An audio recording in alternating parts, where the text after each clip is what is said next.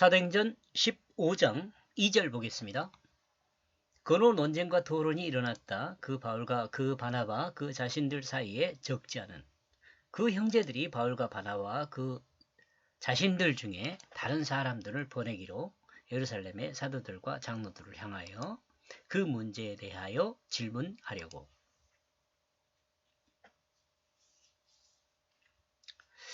바울과 바나바에게 할례를 배우지 않은 그 제자들과 유대인들에게 할례를 배워 알고 있는 그 형제들 사이에 논쟁과 토론이 있었습니다. 안디옥에서요. 토론이 안디옥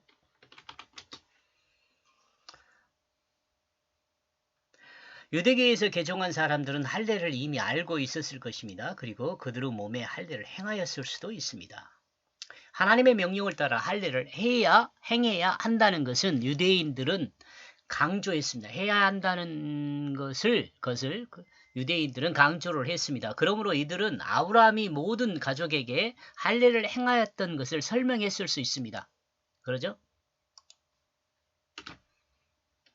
아브라함부터 시작을 했으니까요.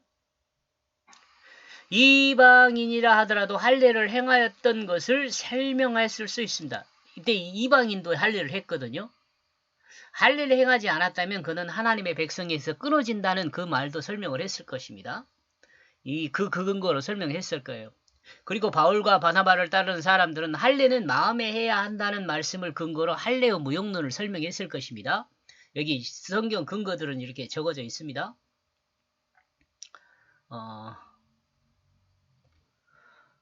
그리고 이방인은 육체의 할례를 받지 않았다고 이스라엘 백성의 그리고 이방인은 육체의 할례를 받지 않았고 이스라엘 백성은 육체의 할례를 받았어도 마음의 할례를 받지 못한 것을 지적했을 수 있죠. 또 이사야 52장 1절은 할례를 행치 않고 부정한 자가 다시는 하나님 백성에 들어오지 못한다는 말씀을 논쟁의 여지가 있었을 것입니다. 52장 1절에 할례를 행치 않고 부정한 자가 다시 하나님 백성에 들어오지 못한다는 말씀은 논쟁의 여지가 있었을 수 있습니다. 다시 하나님 백성에 들지 못하게 한다는 것은 전에 하나님의 백성에 들 수 있도록 한 적이 있다는 것을 생각할 수 있기에 이게 과거에 하나님 백성으로 들어왔어요. 근데 문제가 생겨서 하나님 백성에서 끊어졌어요. 근데 끊어진 그는 다시 하나님 백성으로 들어오지 못한다 이 말을 했으니까 그 과거를 이제 생각할 수 있다는 거죠. 또 에스겔서 44장 7절의 근거로 논쟁이 있었을 수도 있습니다. 왜냐하면 성전 제사가 없어졌기 때문에 그럽니다. 에스겔서도 그렇죠. 에레미야 왜 이렇게 써놨을까요? 에레미야 6장 10절에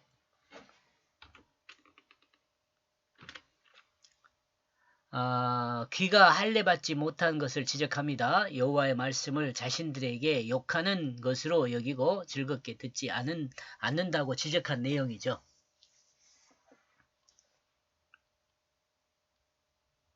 그리고 육체의 할례를 행하였어도 마음과 귀의 할례를 받지 않은 자들은 조상들과 같이 항상 성령을 거슬린다고 지적하고 있죠. 사도행전 7장 51절요.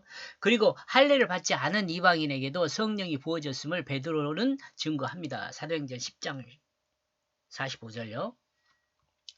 이러한 논쟁은 모든 예수 그리스도의 십자가와 부활을 온전하게 이해하지 못하고 믿었기에 생긴 논쟁들입니다. 성경 말씀은 문자와 이야기로 이해했기 때문에 생긴 일입니다. 이런 논쟁은 모든 예수 그리스도의 십자가와 이 모든 논쟁은 그래야겠네요.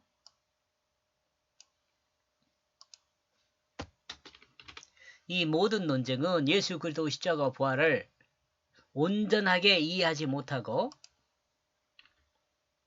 믿었기에 생긴 논쟁들입니다. 성경 말씀을 문자와 이야기로 이해했기 때문에 생긴 일입니다. 성경을 문자와 이야기로 이해하면